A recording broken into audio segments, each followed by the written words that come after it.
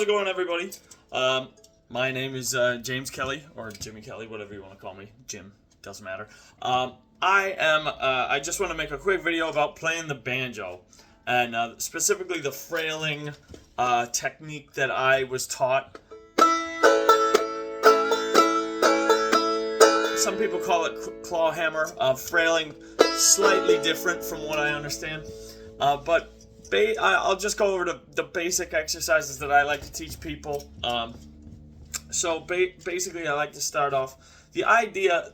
I'll go over the basic stroke, right? So the basic stroke is this: you slap the banjo, and then fan, and then hit the fifth string. So like this, right? And people call that the bum ditty, basically. There's a few different ways to do the bum ditty, but that is the frailing. What makes it the frailing is when you hit in and then you fan across the strings, as opposed to clawhammer, where you just kind of go. That's a single string kind of deal. From what I've gathered and what I know from what people have taught me. Not that I am the best banjo player in the world, but you know, either way, this is just what I get asked a lot, so I figured I'd put it online. Anyways, an exercise to get right into that. One of the best exercises I've kind of found is, so you take your elbows, put them in, so you're kind of sat like this, and they're like close to you. I learned this from playing in the passenger seat of a car where you have the door closed on this side of you, and just play like this. So basically, you're doing this motion or something close to it, where you're just bringing your hands back and forth. Well, not both of them, but one hand back and forth like this. But you're doing it on the pan of the banjo, and it makes that's what gives it a percussive sound. So one way to train that is if you set it down like this. And you just lift your hand up and then consciously drop it down.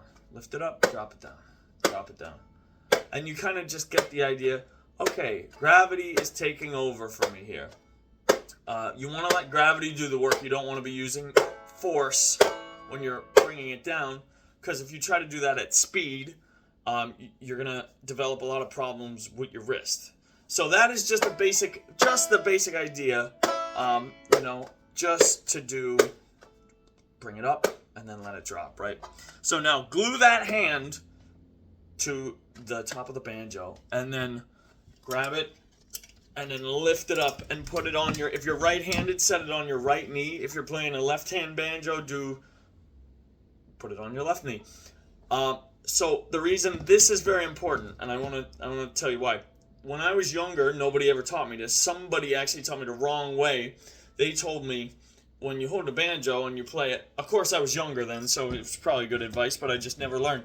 They say you can hold it like this, which is not the wrong way to do it. I just found it kind of uncomfortable, having the banjo in the middle of you. One thing I would notice is I'd be playing in a jam or a session, for hours on end, and if I had to look at my left hand, or just practicing really, I look at my left hand, and then you're kind of twisted in an awkward position like this, and you can still see the fretboard. It's a nice, fairly comfortable position, but you're twisted like this.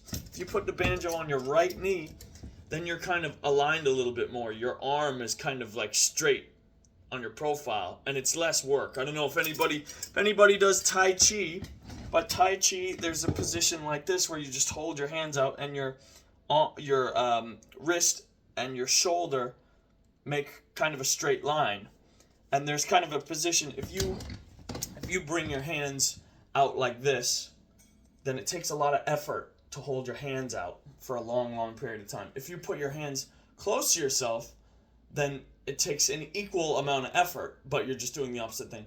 But if you just kind of find the position, they call it the hoop position in Tai Chi, and you just let it rest there, then you can actually hold your arms out for a really long time. That's not going to get you where you need to be with the frailing banjo, but it's either way, that same position here you know, and if I turn to the side, you see it's vaguely makes a straight line there. So that'll put you, and you're facing forward. Your neck isn't turning like this. If you turn your neck like this for ages, you'll just get tired. But anyways, so we've got that down. We've got the right. So we're in business now.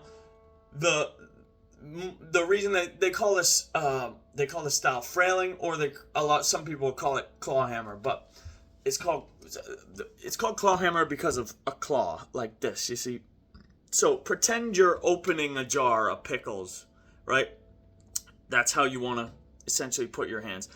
Another way to think of it, if any of you are chefs, if you are like chopping something with a knife, you know, you don't hold your fingers out like this so the knife comes down when you're chopping and lops off like the first digit, or you know, you tuck your fingers in like this and you kind of just make a claw, you know, that same position. So that's basically it, and you want to just kind of form it, and you know, eventually there's going to be a bit of tension in your hand, but you kind of want to form it and then kind of just relax as much as you can.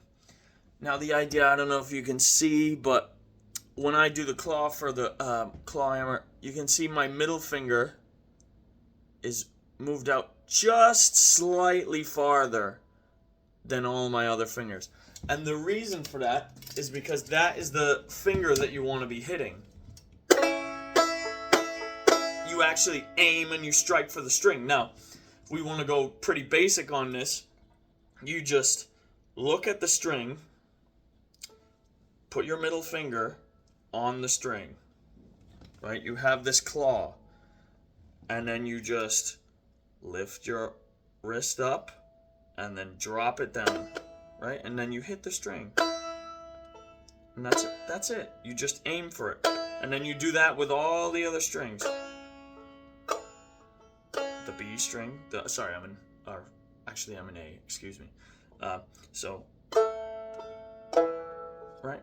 So that's you're essentially using this finger. Some people also use this finger.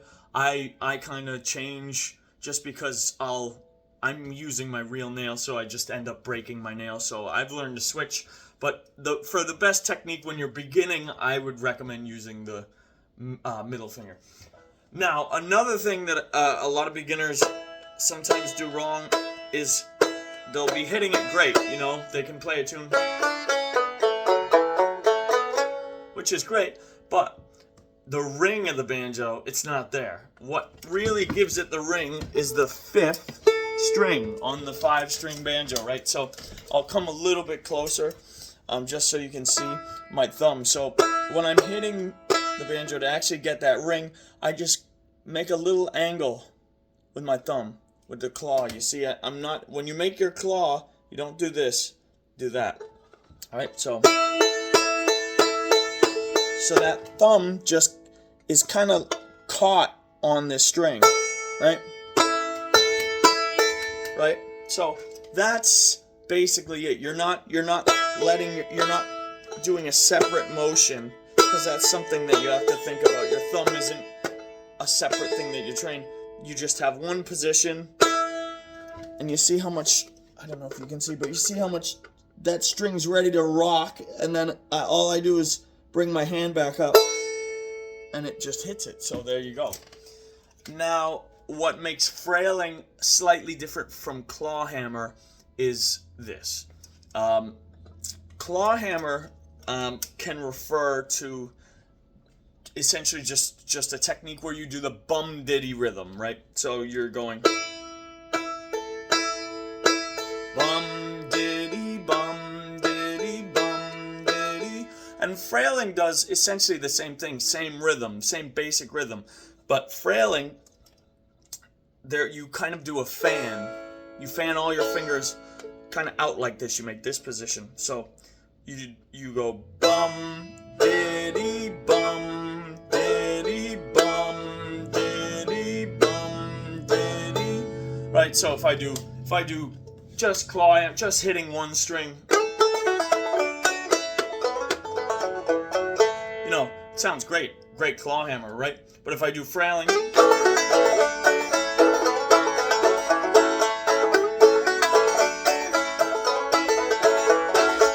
Slightly more aggressive, and if you're solo, it's great to do if you're unaccompanied, it kind of fills the space a little bit more. Anyways, so the basic way to train that is to do, I call in, brush, thumb. In, brush, thumb. And you really splay your fingers out, and you're going in, hitting the banjo, slapping it like it owes you money. Right? And the beauty of learning frailing is that you can kind of do that on one string, and then you got clawhammer, so you can learn both. Now, another couple techniques with the right hand that I like to show people, just because there's a few tunes that maybe later on in your banjo career you need to learn these techniques, so you might as well practice them now if you're just learning straight technique. So we have the right now. The next thing, so you essentially just want to do that on each string. So I'm in this. I'll move to G real quick. Open G. So on the D string, on the B string, on the G string, the D again, you just want to go.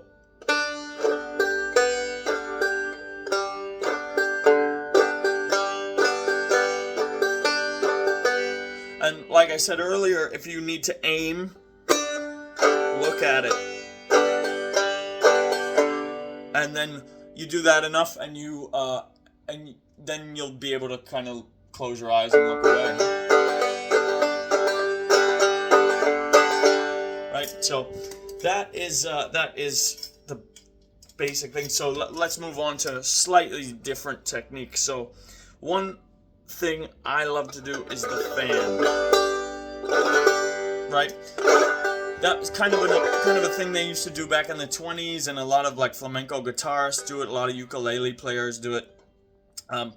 Essentially, you make a fist, put it up by the 5th string, and then you're just slowly moving each finger across each string as slow as you can, then hitting that top 5th string. So, and they each shoot out individually. The slower you can do it, the better. And then up to speed.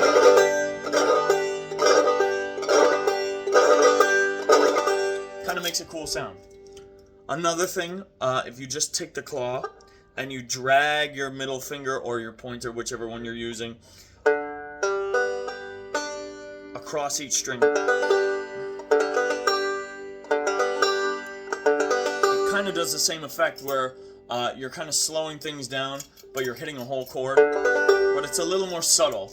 It's used in a lot of old-time tunes, a lot of, but it's a nice trick that you can use, you know. So now, with that being said, I'm gonna play a tune that uses all of these tricks. So it's Cripple Creek. Here we go. I'll go back to A.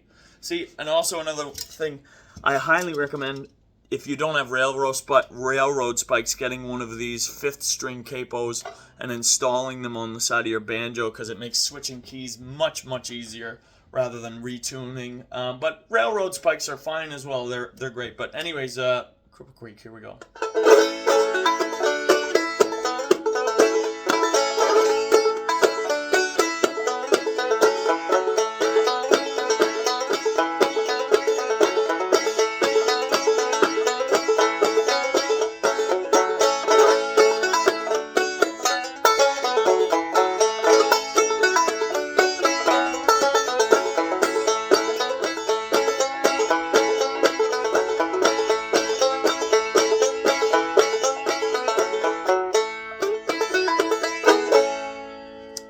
So there you have it. There's a couple tricks for the frailing style, and I hope you enjoyed.